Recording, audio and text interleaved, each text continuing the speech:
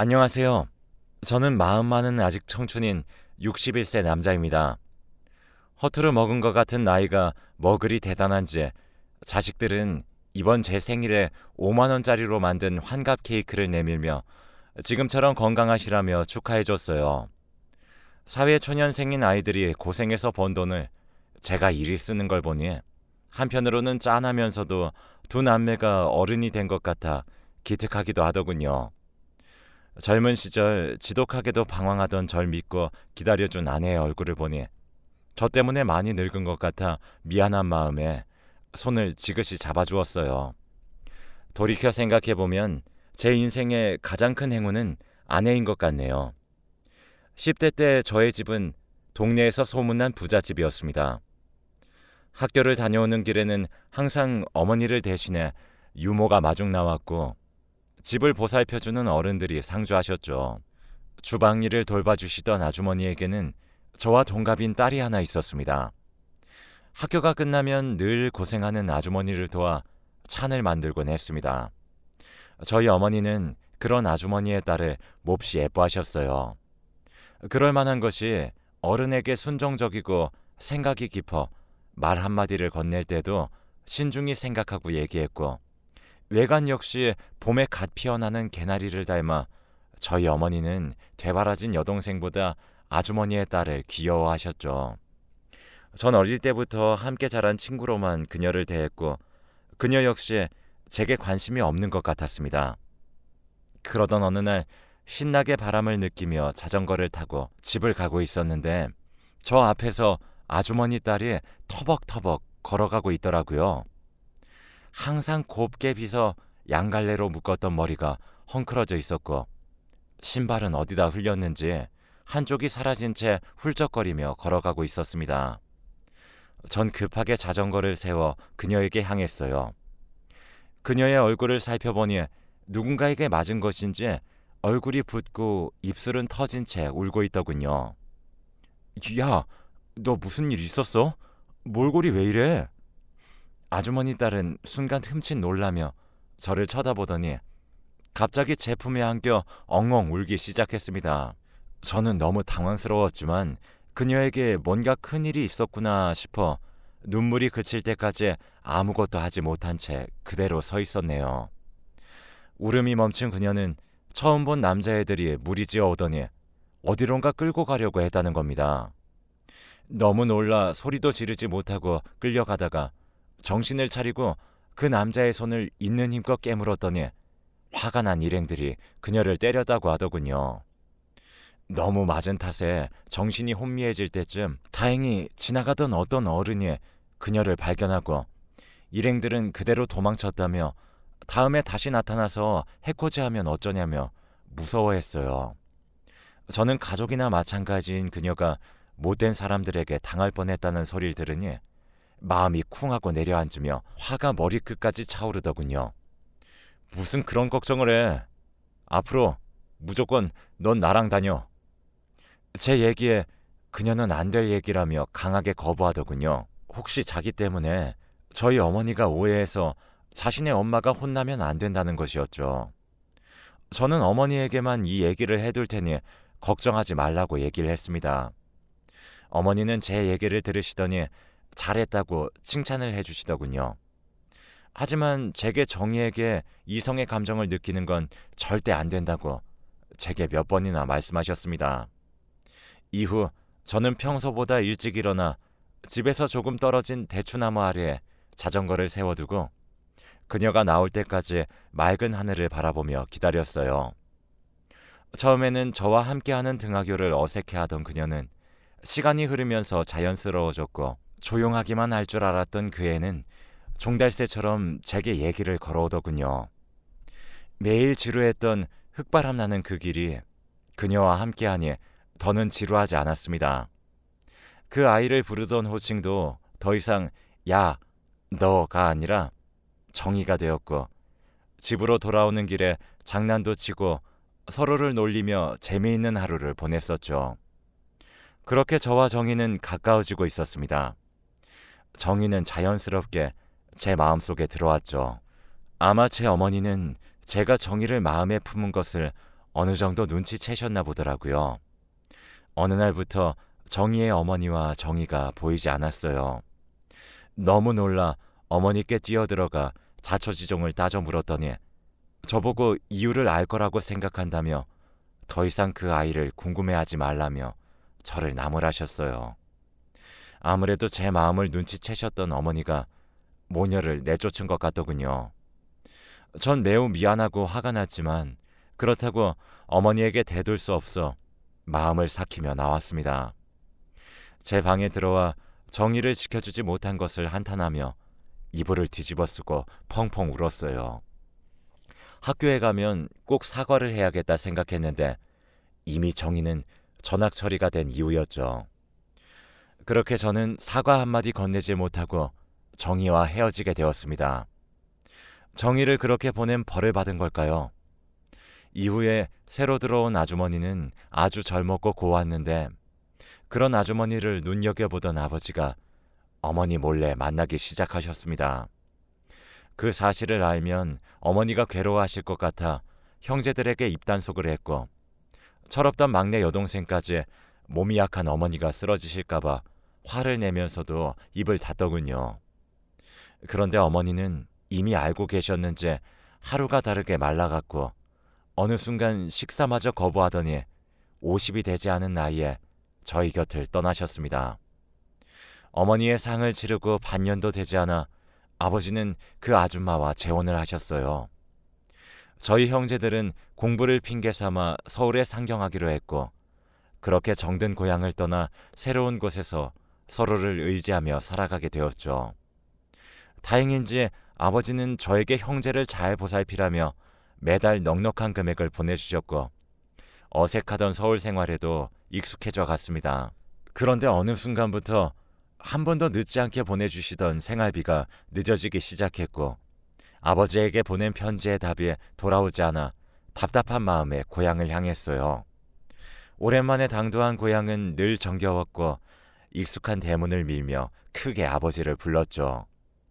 그런데 제 목소리를 듣고 나온 사람은 처음 보는 사람이었습니다. 당황스러운 마음에 마을 어르신들께 여쭈어 아버지를 찾았는데 아버지는 곧 쓰러질 것 같은 초가집에서 멍하니 하늘만을 바라보고 계시더라고요. 알고 보니 재혼을 한 그 여자는 처음부터 아버지의 돈을 노리고 접근했고 아버지가 방심한 틈을 타 모든 재산을 팔고 도망갔다는 겁니다. 하루 사이에 모든 것을 잃은 아버지는 충격을 받고 쓰러지셨다가 겨우 정신을 차리셨고 평판이 좋던 아버지를 가엾게 여긴 마을 어른들이 주인 없는 집을 내어주셨다고 하시더군요.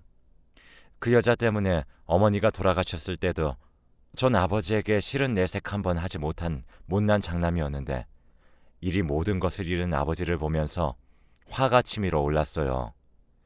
젊은 여자한테 빠져서 몸이 약한 어머니를 그리 보내셨으면 잘 사셨어야죠.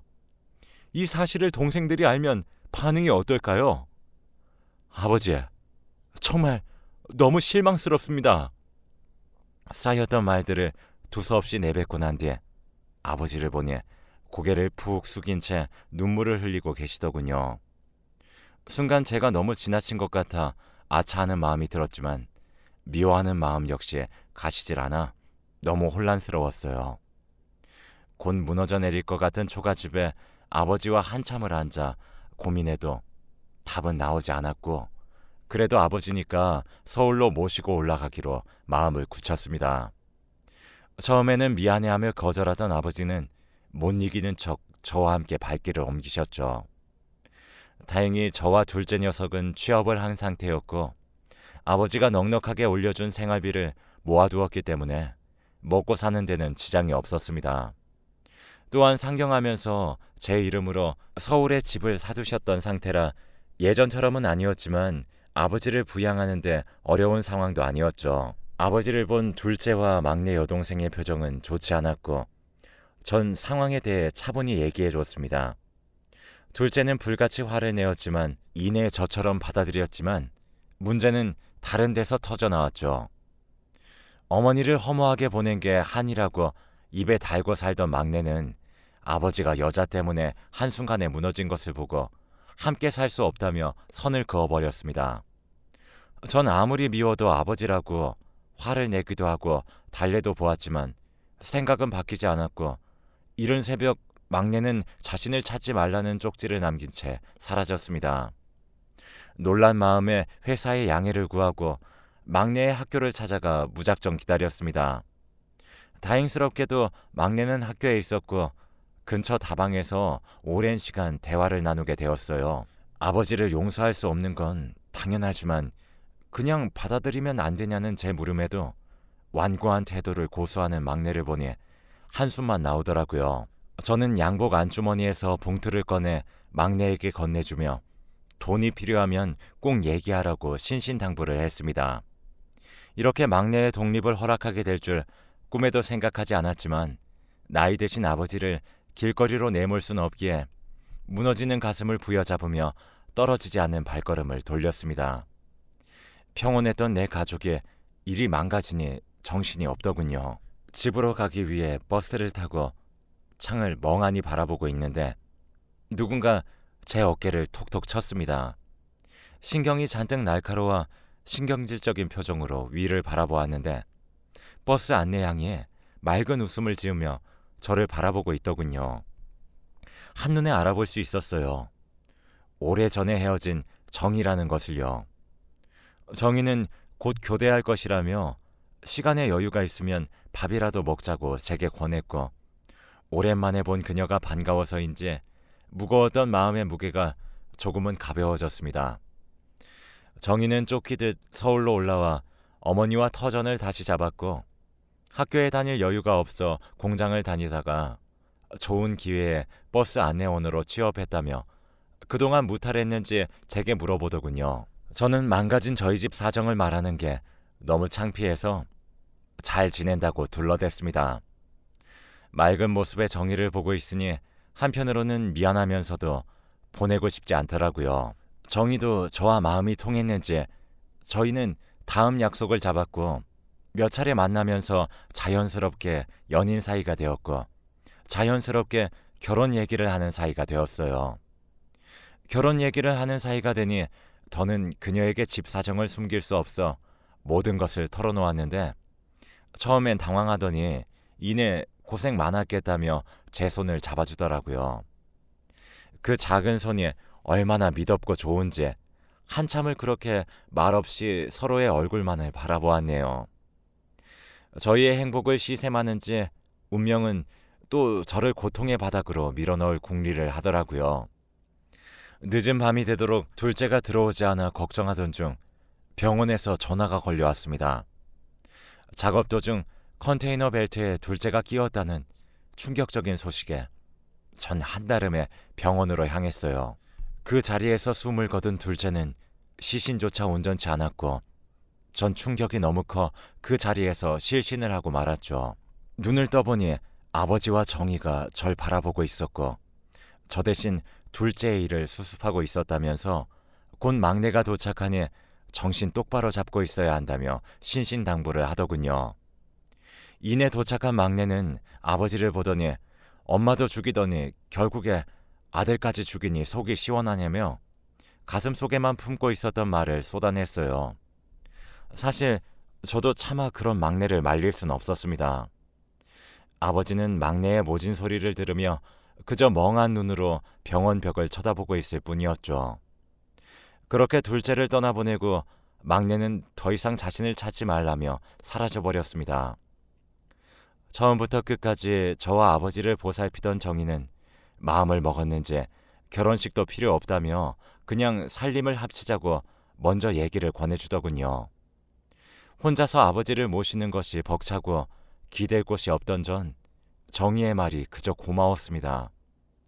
결혼 허락을 받기 위해 아주머니를 찾아간 그날 전 대문 앞에서 소금 한 바가지를 뒤집어 쓰고 욕을 한 사발 먹었어요.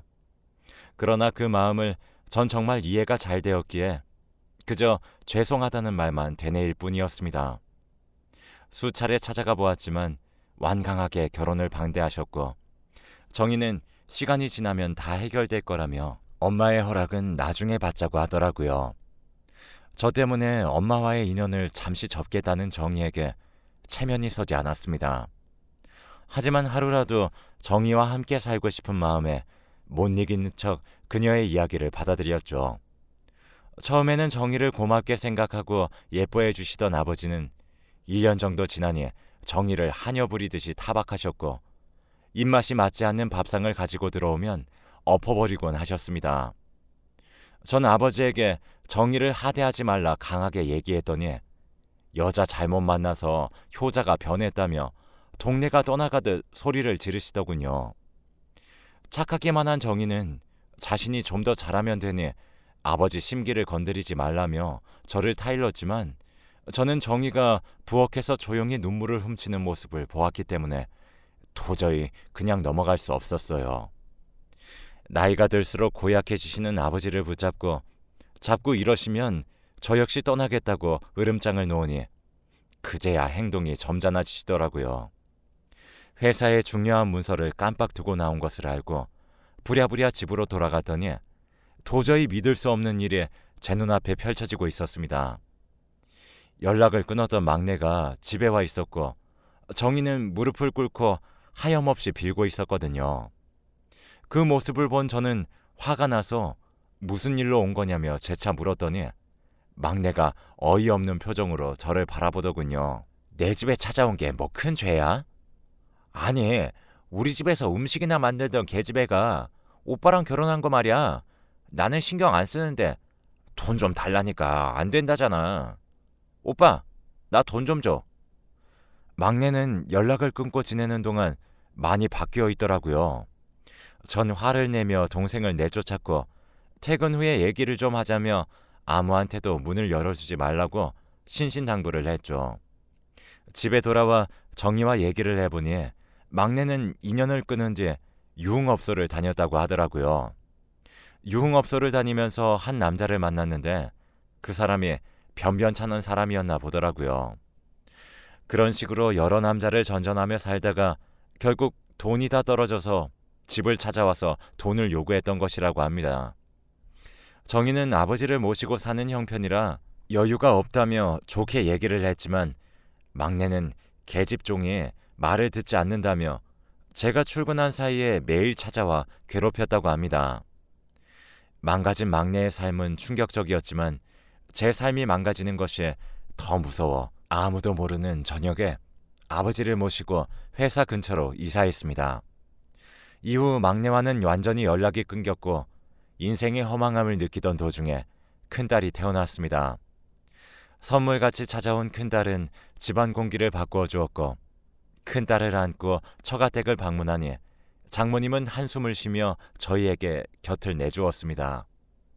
또한 저 모르게 꾸준히 아내를 괴롭히던 아버지도 딸이 태어나니 그동안 미안했다며 큰 붕어를 잡아 고아주셨고 이렇게 다시 행복해지나 했습니다.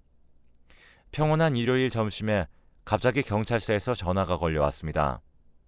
막내가 죽은 지 일주일이나 지났는데 가족과 연락이 되지 않아 이제야 연락을 줬다는 겁니다. 막내는 결국 옳지 못한 생활을 이어나가다 지나가는 남자와 시비가 붙어 맞아 죽었다고 합니다. 막내를 죽인 범인은 부잣집 아들이었고 교묘하게 법을 피해 무혐의로 풀려났습니다. 막내까지 죽고 나니 모든 것이 부질없고 그 아이의 죽음이 제 탓인 것 같아 괴로웠어요. 맨정신으로는 버티기 힘들어서 퇴근하면 매일 술을 퍼마셨고 지나가는 사람과 시비가 자주 붙어 경찰서에서 자주 밤을 지새웠습니다. 불량스러운 생활이 지속되니 10년 넘게 다닌 회사에서도 잘리게 되었고 전 정신을 차리지 못한 채로 더욱 술에 빠져들었습니다. 이 와중에 둘째 아들이 태어났고 아버지는 애들을 생각해서라도 정신을 차려야 된다며 다그치셨는데 전 아버지 인생이나 잘 살라며 내가 이렇게 망한 인생 사는 건 누구 보고 배웠겠냐며 술에 취한 상태로 아버지께 욕설을 퍼부었죠. 이후 전 질 나쁜 친구들과 어울렸고 집도 나가버렸습니다. 그렇게 1년이 지나갈 즈음 길거리에서 장모님을 만나게 되었어요. 한없이 믿기만 할 사위에게 욕설을 퍼부어도 할 말이 없을 텐데 장모님은 오히려 저를 꼭 안아주시면서 네 잘못이 아니라며 등을 쓰다듬어 주시더라고요. 그리고 제 손을 이끌고 처가댁으로 데려가시더니 따뜻한 미역국을 끓여주셨습니다. 우리 사위, 어릴 때 내가 끓여준 소고기 미역국을 2그릇이나 싹싹 비우던 게 기억나서 내가 살아보니 참 세상에 내 마음처럼 되지 않을 때가 참 많더라고. 그리고 자네처럼 그리 큰일이 많이 발생하면 제정신으로 살기 힘들지. 따뜻한 장모님 말에 눈물이 왈칵 쏟아져 나왔고 이내 말씀을 이어나가셨습니다. 이 정도 흔들렸으면 그만 정희 곁으로 돌아오렴. 방황하는 마음을 모르는 건 아니지만 그렇다고 해서 그 방황으로 남은 가족들을 괴롭히는 건 정당화할 수 없어. 사돈 어른과 아이들도 자네를 몹시 그리워하고 있고 이제는 앞을 내보고 걸어주면 내가 정말 고마울 것 같아. 산 사람은 또 살아나가야지. 저는 장모님 말씀에 눈물을 뚝뚝 흘리며 연신 죄송하다는 말만 되풀이했습니다. 그렇게 낯뜨거울 수도 부끄러울 수도 죄송할 수도 없었습니다. 장모님이 만들어주신 따뜻한 밥을 먹고 한동안 외면했었던 집으로 돌아가게 되었습니다. 그동안 아내는 시장에서 장사를 하며 늙은 아버지와 어린 자식들을 부양해 왔더라고요. 고왔던 얼굴은 매우 거칠어져 있었고 길고 예쁘던 손가락은 건조하게 갈라진 것을 보니 너무 미안해서 차마 고개를 들 수 없었습니다. 아내는 한동안 말없이 절 노려보더니 한숨을 내쉬곤 어서 들어오라며 제게 말을 하더군요. 이후 전 정신을 차리고 다시 열심히 살기 위해 노력했습니다. 작은 직장에 들어가서 열심히 일을 했는데 운이 좋게도 그 회사가 무섭게 성장하기 시작했고 시간이 흐른 지금은 회사의 임원 중 한 사람이 되었어요. 지금은 안정적으로 살고 있고 화목한 가정을 유지하고 있습니다. 정의의 공이 가장 크죠. 이번 환갑 선물로 아이들이 저희 결혼 사진이 없는 것을 알고 리마인드 웨딩을 찍어서 정의에게 드레스를 입혀주더군요. 아빠인 저보다 훨씬 나은 제 자식들입니다. 정의의 한박 웃음을 보니 어찌나 미안하던지 시간이 지나 삶을 되돌아보니 한창 예쁘고 젊은 나이에 고생만 시킨 아내에 대한 미안한 감정이 더욱 앞서네요. 앞으로는 꽃길만을 걸을 수 있도록 제가 정의만의 돌다리가 되어줘야겠습니다. 제 이야기는 여기까지입니다. 들어주셔서 감사합니다.